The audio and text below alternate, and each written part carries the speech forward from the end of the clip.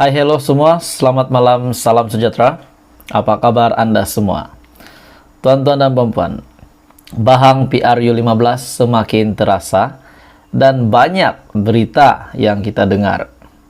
Banyak keadaan-keadaan yang tidak diingini berlaku. Contohnya dalam parti ada yang bergaduh, ada yang pergolakan di sana-sini. Ada yang caci maki, menghina, semua ada. Sudah pasti di dalam fokus kita berkampanye, terutamanya kepada semua ahli politik dan kepada semua pemimpin. Sudah pasti Anda semua sedang bersiap sedia senjata Anda untuk perang dalam PRU15. Itu sudah pasti. Namun ada satu tanggung jawab kita di dalam kita menjadi rakyat Malaysia. Kita ini manusia biasa. Kita manusia biasa. Jadi kadang-kadang kita melihat ada kebaikan yang kita perlu lakukan tapi kita tak buat. Terlalu fokus dengan politik sehingga kan benda-benda yang sebenarnya kita harus lakukan sebagai pemimpin kita tidak lakukan. Jadi tuan-tuan dan puan, ada satu contoh pada malam ini yang saya ingin kongsikan kepada Anda. Ebit Liu, Ustaz Ebit Liu, UEL, siapa tak kenal beliau kan? Beliau suka membantu orang. Baru-baru ini, Ebit Liu dengan satu berita yang sangat mengejutkan. Sudah pasti ini sangat mengejutkan ahli politik di seluruh Malaysia. Apa saja parti, siapapun kamu, pemimpin ahli politik di Malaysia. Hari ini ada satu berita yang menggemparkan, yang mengejutkan daripada Ustaz Ebit Liu. Apa yang beliau lakukan ini saya sangat respect.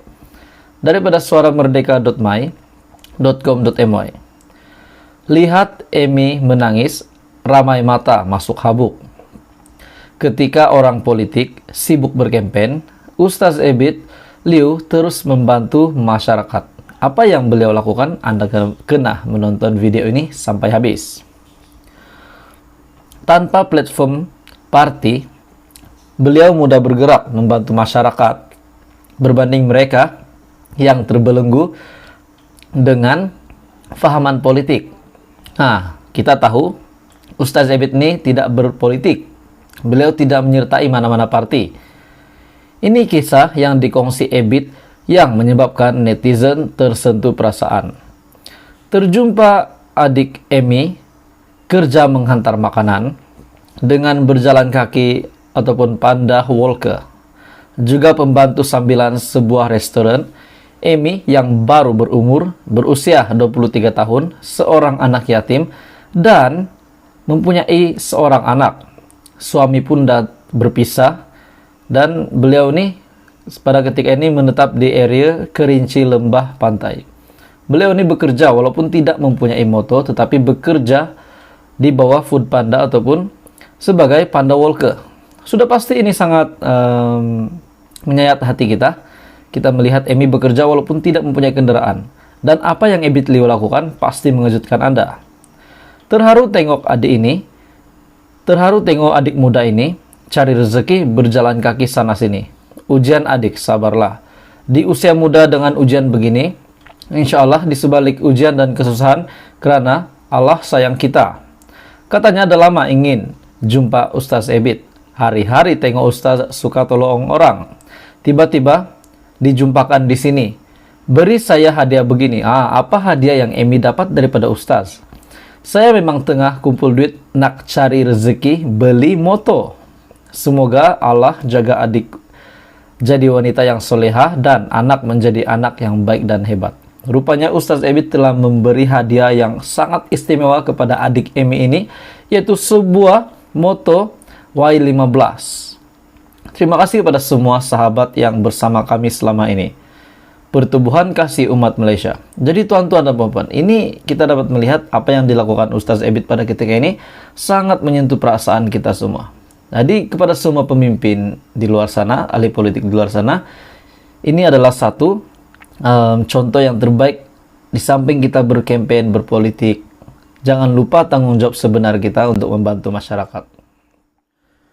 Selamat malam, salam sejahtera Malaysia. Berita tergempar untuk rakyat Malaysia pada malam ini. Ini pasti menggemparkan seluruh ahli politik, seluruh pemimpin di Malaysia dan mana-mana gabungan parti yang ada di Malaysia, khususnya yang bertanding pada PRU 15 pada 19 November. Isu hangat malam ini, isu hangat pada hari ini, pilihan raya umum ke-15. Jalin kerjasama antara PH dan GPS. Ini jawaban Anwar. Kuching, Pakatan Harapan sentiasa terbuka untuk berbincang atau bekerja sama dengan mana-mana parti, termasuklah gabungan Parti Sarawak, GPS, kenyataan daripada pengurusi Datuk Seri Anwar Ibrahim. Bagaimanapun, jelasnya perkara itu akan dibangkitkan selepas keputusan 19 November ini. Menurutnya, Sabah dan Sarawak memainkan peranan besar dalam pembentukan Malaysia. Justru, perkara itu perlu diambil kira dengan sangat serius. Apakah kita hendak menutup perbincangan dengan GPS? Saya tidak pernah kaitkan itu, tetapi harus berlaku selepas pilihan raya. Selepas 19 November, barulah hal itu berbangkit. Ini kerana kita tidak mahu dilihat sebagai mengenepikan penyertaan yang bermakna dari Sabah dan juga Sarawak.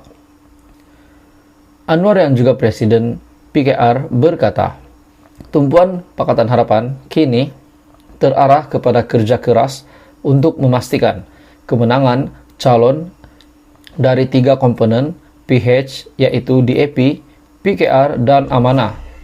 PH katanya berpegang kepada prinsip akan tetap bekerjasama erat dengan kerajaan negeri meskipun berbeza parti pemerintah. Saya terima kenyataan bahawa kerajaan negeri Sarawak sekarang di bawah GPS. Tetapi kita bicarakan sekarang ialah kerajaan persekutuan. Sama ada GPS atau PAS di Kelantan, PH di Negeri Sembilan dan juga Pulau Pinang. Kerajaan persekutuan akan tetap bekerjasama erat dengan semua kerajaan negeri. Itu prinsip kita, tetapi kita mahu perwakilan daripada Sarawak dan Sabah yang kuat dalam PH, kerana ia memberikan ruang kepada kita untuk mendapat pandangan akar umbi dan dasar yang sama, katanya. Sementara itu, Setiausaha Agung DAP, Anthony Locke berkata, PH memerlukan sekurang-kurangnya majoriti 112 kerusi untuk membentuk kerajaan persekutuan. Justru itu, amat penting untuk Sabah dan Sarawak menyumbang kemenangan bagi memastikan majoriti mudah itu dapat dicapai. Kita tahu bahawa setakat kerusi kita di Semenanjung, kita tidak cukup untuk membentuk kerajaan persekutuan. Itu sebabnya kita harus memerlukan sokongan dan juga kerusi yang disumbangkan calon PH di Sabah dan juga Sarawak untuk mencukupkan majoriti sekurang-kurangnya 112 kerusi.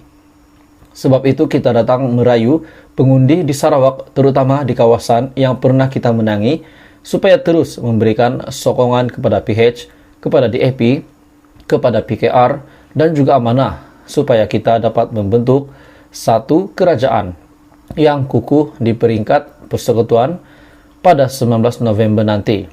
Itu sangat mustahak. Kenyataan daripada Anwar Ibrahim. Berita hari ini daripada Astra Awani, pilihan raya umum ke-15.